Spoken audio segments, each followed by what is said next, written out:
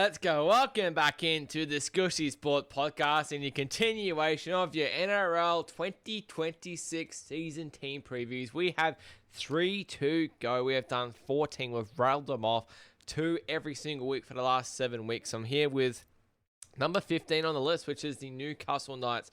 So that leaves 2 more, which just happens to be, honestly, I did these random, it just happens to be the Storm and the Eels. So I'll probably do those next week. I just want to see a bit more what's happening, if any more Zach Lomax news, that sort of thing. Does sound like it's going to court around mid-February though, so I probably won't have too much information between now and then, but they will be the last 2 team previews, and I've just completely done them at random. Honestly, I've literally just been asking ChatGPT to give me 2 random NRL teams every week to do a podcast on. That's how it spits out, but today I've got the Newcastle Knights, so the Wooden Spooners from 2025, they'll be definitely looking to improve. They can't get any worse. They can only get better. They've got some new players and obviously massive new recruits, new coaching, and hopefully a new season and a bit of new life for Newcastle. Probably some of the best, most loyal fans going around in the comp, in my opinion.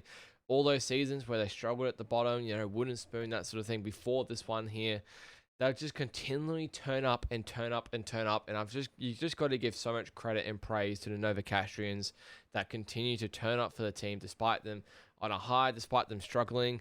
I'll never forget that finals match that they had against the Raiders. I think it was in 2023. And it was just absolutely packed out. And it was just one of the best crowds that you've sort of ever seen. One of the best atmospheres that we're seeing. Especially when, you know, Dom Young was going down that sideline. But nevertheless, I'm rambling on.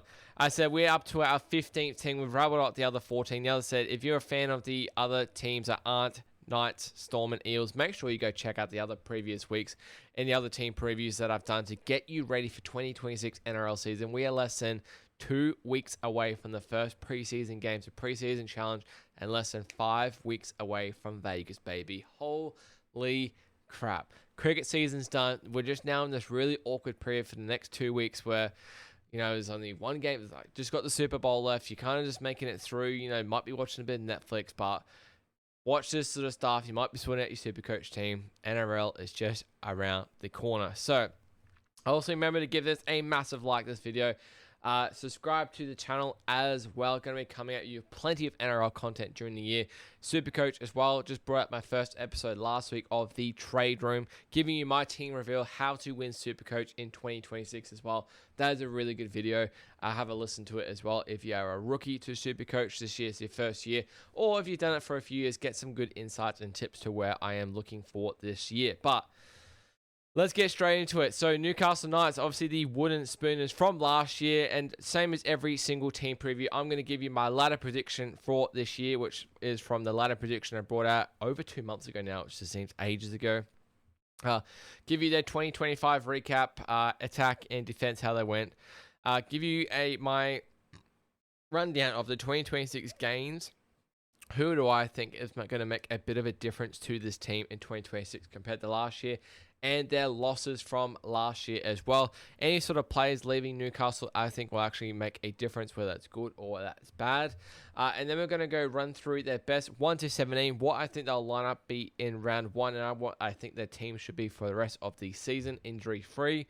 And have a look at the rest of their depth squad as well. And then we're going to do a little analysis on their draw as well. How does the draw favor them heading into 2026?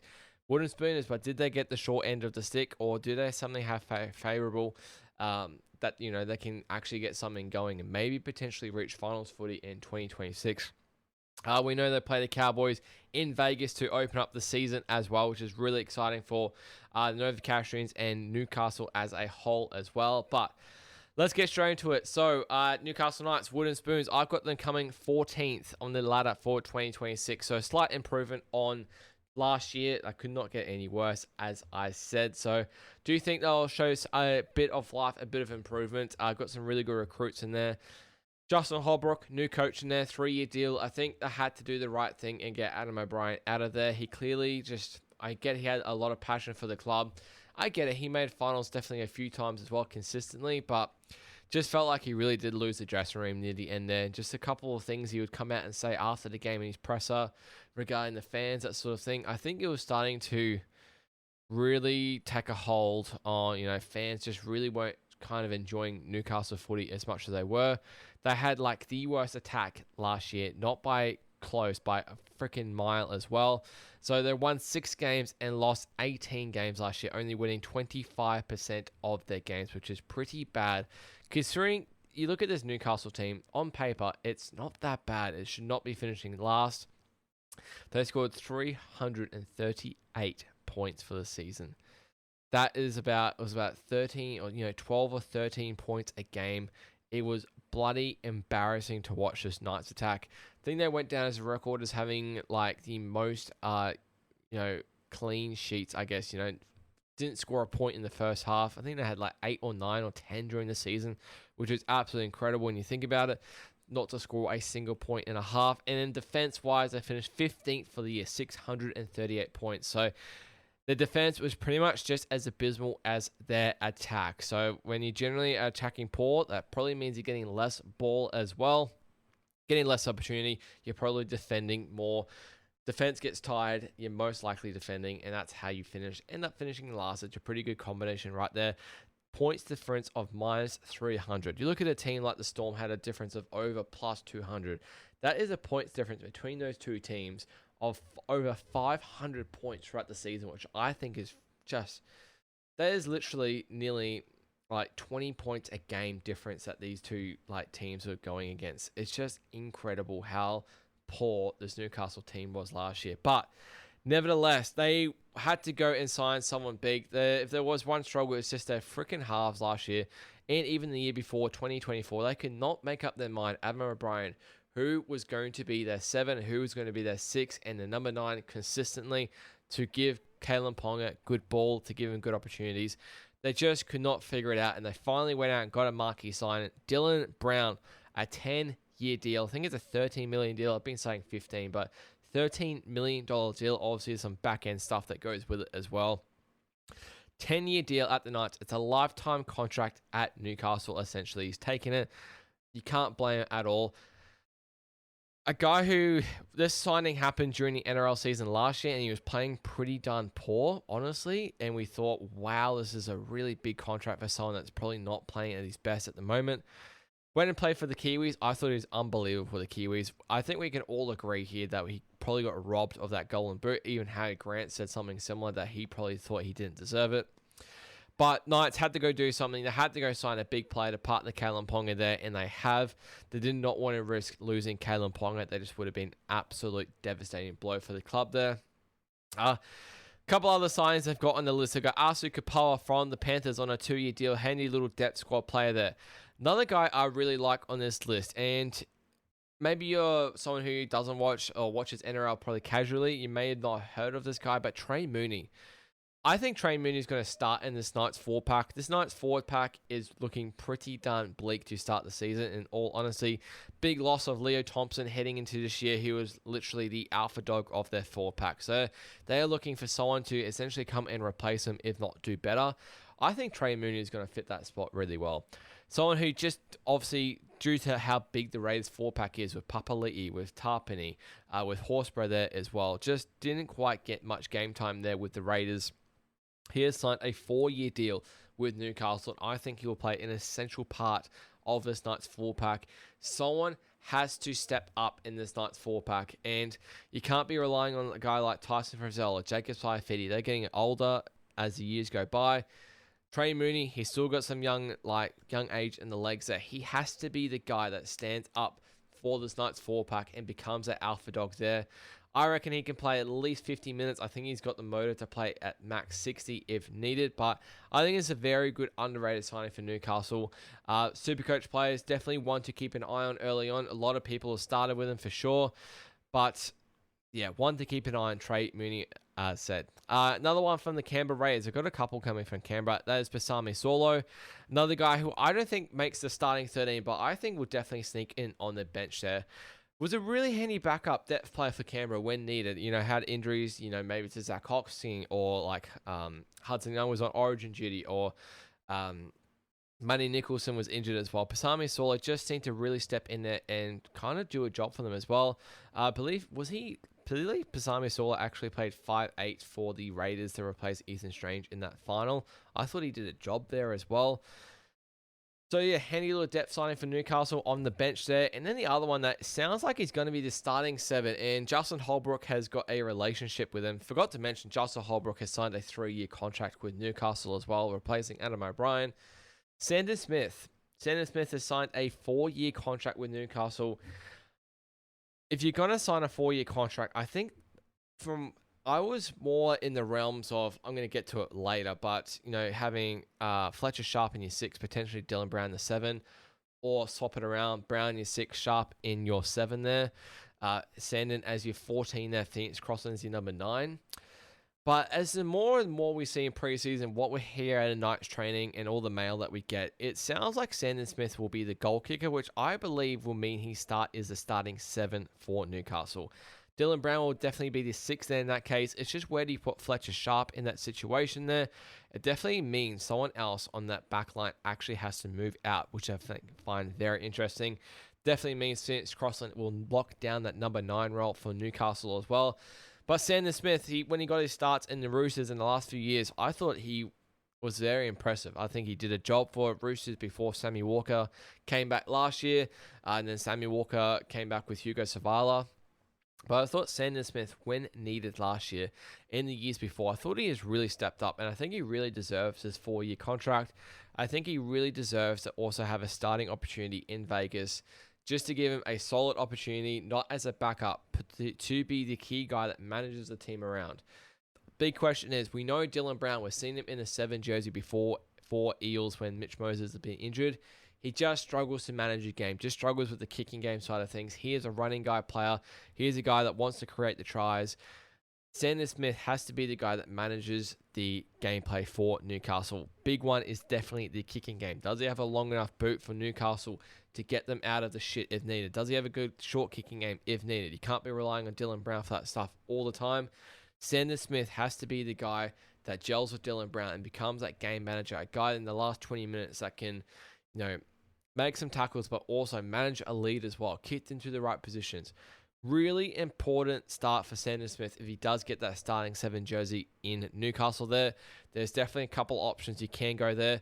Main thing for Newcastle with me is I just got to stick with the halves for at least 6-7 weeks together.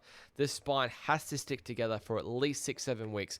I feel like the last 2 years, and I don't have this in front of me, they must have had so many halves combinations that they had, not because of injury. They just couldn't make up their freaking mind what they wanted to do. Tyson Gamble was 6, and then next week Tyson Gamble is 7, Jackson Hastings at 6, then they put Hastings at 7, then they get Fletcher Sharp in there, and then there'll just be all types of shit happening going on. Phoenix Crossland will be there as well. It's just way, way too much happening within that. Jack Cogger would be in there as well. Just way too much happening within Newcastle half, and they just couldn't get a good roll on whatsoever. So what I want to see from Newcastle is a solid set spine that they'll have for at least 6-7 weeks. If it's a disaster, sure, look to change something else. But we saw what Luke Metcalf did in Vegas last year. Absolutely shit the bed in his first game at halfback. He came back and he probably, if he didn't get injured, probably was going to be the Dalian Player of the Year. I'm not saying Sandon Smith is going to be Dalian Player of the Year, but if he shits it in Vegas, give him another chance at least. Knights don't have that many home games to start the season either. You've got to give him a good chance at that 7 to blend into the role with Dylan Brown there, with Kalen Ponga, with Phoenix Crossland there at 9 there, and just give him a chance. Otherwise, it'll absolutely shit me to tears.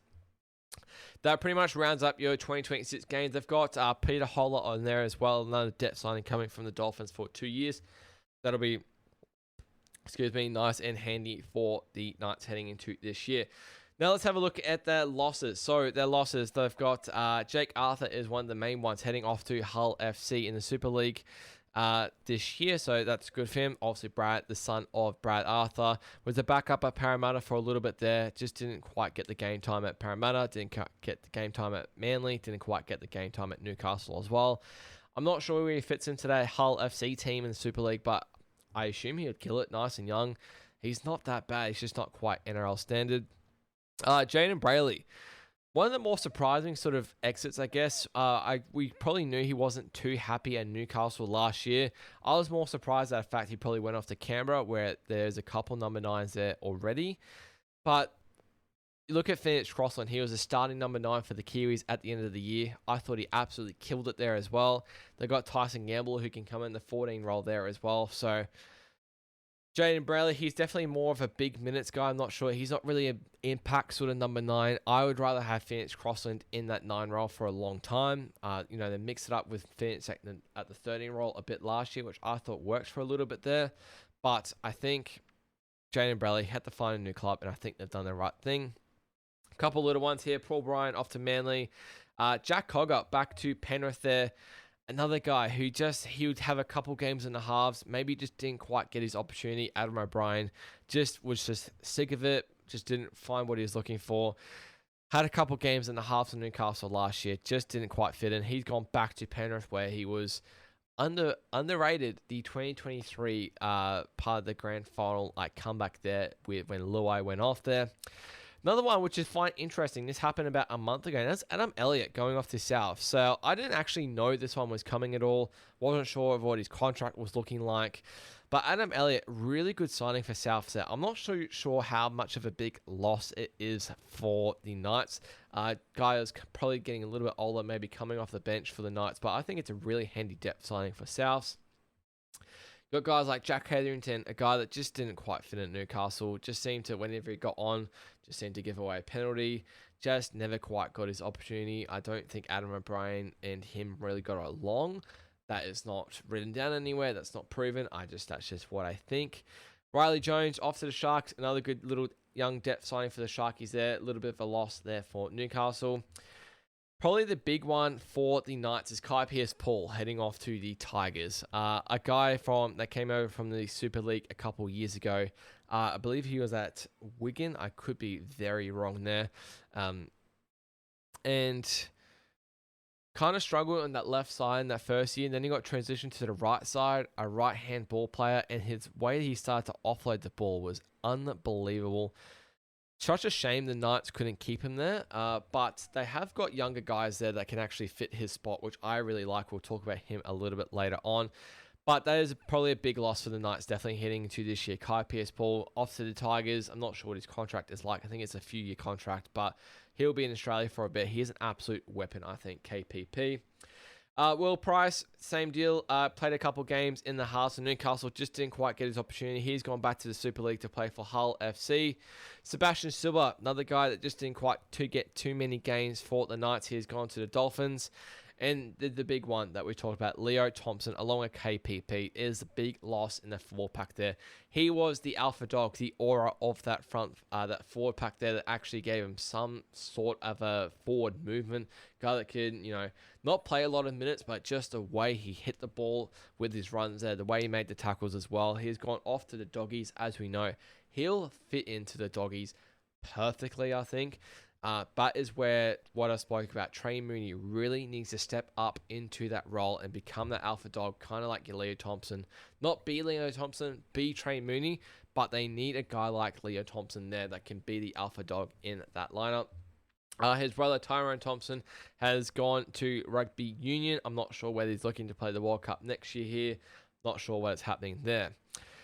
Let's have a look at their best 1-17, and this is based off definitely sort of my opinions and then what we've heard in the preseason as well, and how I think they should be lining up for Vegas and round 1. I think the best team that they should be lining up for the season to give them the best chance of playing finals footy.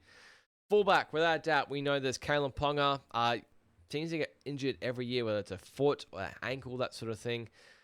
Shoulder as well. Missed probably half of the year last year. Not in the Maroon squad, not in the Australian squad. And we know how talented KP can be on this day. 2023 Dally medalist. I get that's a few years ago now. I don't think much has changed with KP. I just think he needs to be surrounded by better talent. And that's not to say it's an excuse for his poor performances. I just think he needs a little bit better quality around him. Like we see him when he goes to Origin level, he just really steps it up. When he puts on that Queensland jersey, but tie 2 and 2 together. He had DC here around him. He had Munster around him. He had Harry Grant there as well. Now he's got a little bit better players. I think we'll see a bit better performance from KP this year, or I hope so, because I absolutely love KP and what he can bring to the game. On your wings here, I've gone for Dom Young on the right wing. come back from the Roosters last year, has to start on that right wing. One of the best try scorers that we have seen of like the year, essentially, when he was at the Roosters or even the Knights as well. And then from what we're seeing in the preseason, I think you got to go Fletcher Sharp on the left wing there. Fletcher Sharp, like obviously he played 5'8" a lot of last year before he got injured, but people forget when he debuted. He actually debuted on the wing, or even potentially center. Definitely remember him on the wing though. So people actually forget he is mainly a winger. He's just so freaking talented with the ball and how he goes about the ball and the pace that Adam O'Brien just actually wanted him in the halves. He's a winger. Like people actually forget I said he is a winger. He'll be fit fine on that wing. That obviously means it's the departure of Greg Marzhew. One of these guys has to go, whether it's Greg Marzhew or Dominic Young. I think you got to get Fletcher Sharp in this team. I think Fletcher Sharp is probably easily top 3 players in this Knights 13 here. He was unbelievable, I thought, for the Knights last year before he got injured, which is such a shame. But Fletcher Sharp, I think you got to have him starting somewhere. If it's not going to be the 7 role where Sandin is, or the halves, I think you got to have him there on the wing. The centers haven't changed for a little bit now. Dane Gagai on the right center, Bradman Best on the left center there. Or is it the other way around? Excuse me. But we know what these two guys can bring. Both Origin caliber players. Bradman Best, he gets so freaking close every year, and it seems like an injury sets him back, or just something sets him back from getting more into the Origin arena. Dane Gagai, we know he can produce it in the Origin arena. Probably just a little bit past it now to be making in the Origin arena. A lot of talented Queensland players around in that centre position that can fit there. But still, such an underrated player, I feel like. And someone who's still in their 30s and is just still producing such good footy. I get it. Dane Gagai can absolutely cop it criticism-wise. But, man, you watch his games and he is so underrated for this Knights team and the influence that he has on this team, whether it's defensively, whether it's on attack. Just seems to break that extra tackle and open up the gameplay a bit for the Knights. In your halves there, so we spoke about it pretty much also far this podcast. In your 6, I'm going to go for Dylan Brown, their marquee signing. That's without a doubt there. I don't think he should be 7, and it was proven at Parramatta. That means in your 7 role, I've got Sandon Smith there, getting his starting role there in Vegas. I want the absolute best for Sandon Smith. I really like it. As I said, I thought he really took advantage of opportunities and really played well and took this Roosters team when he was called into that 7 role when Sammy Walker wasn't there, or in that 6 role there.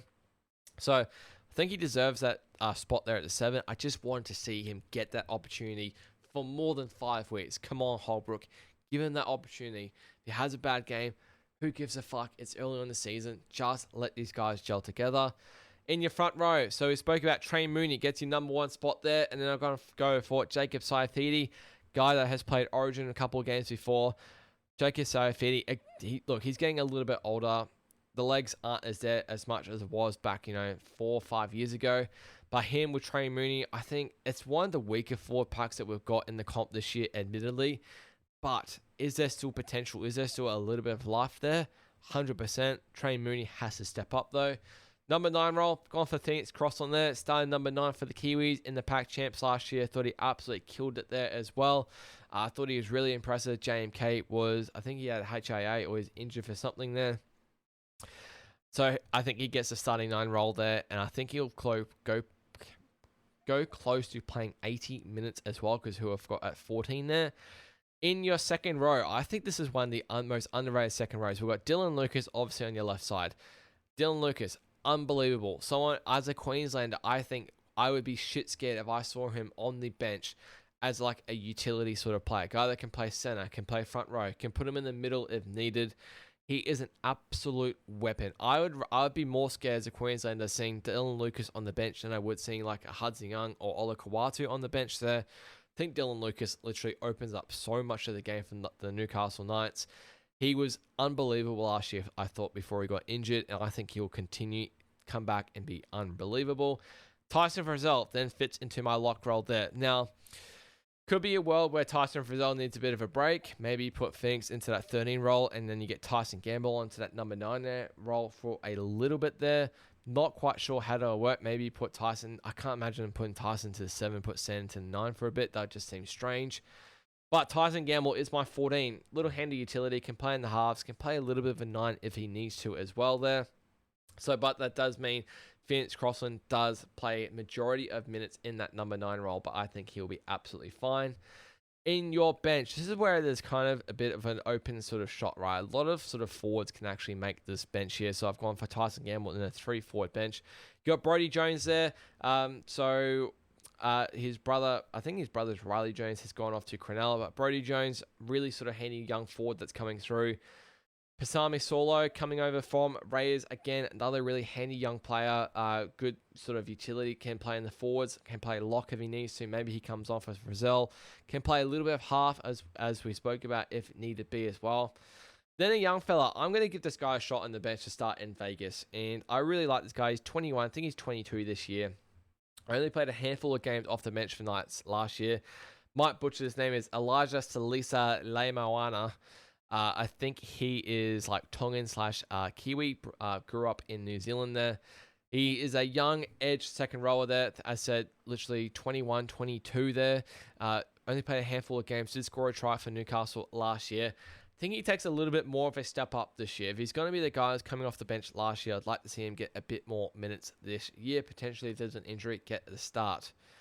So that means, as I said, it's very open when it comes to the bench. You've got still guys like your Thomas Kant on the bench. You still got a couple guys on that bench that I think could definitely make, in the reserves that could make that bench for sure. Just not quite there yet. Look at the rest of the squad. The main guy that's missing is obviously Greg Marzhew. Greg the leg guy that's an absolute been a tank for the Knights for a very long time in that left wing there. Greg Marzhew, we know what he can do on his good day, but it seems like his bad day is pretty average as well. He gets awesome meterage out of his own half. I'm picking that will be the big difference between him and Fletcher Sharp in this situation. But I think the skill, execution, and the finishing that you get from Fletcher Sharp, along with the pace on the wing, is where he will actually get the edge and get that start. It's not like it's an easy thing to leave Greg Marzhew on the bench. I don't think on the reserve. I don't think he's a guy that should be playing New South Wales Cup every week. I feel like he's way too good for it. But again, if Sandon Smith is rumoured to be starting at 7, where do you fit Greg Marzhew into this team? He's not a centre. He's an out-and-out winger. I just don't think you either have him on the wing or you don't. And I need Fletcher Sharp in that team. He will make a difference to this attack. I spoke about him before. Peter Holler, he is on the extended bench there as well. You got a guy like James Schiller, guy that was on the right wing, came from Canberra end of 2024. Started a lot of games on the right wing for Newcastle in the first half of last year before Dom Young came back over. Again, little handy replacement if need be. You got Matt Arthur there as well, another little talented guy. Cody Hopwood, a guy that was rumoured to potentially get his opportunity this year. Would not shock me to see him play games later on in the year.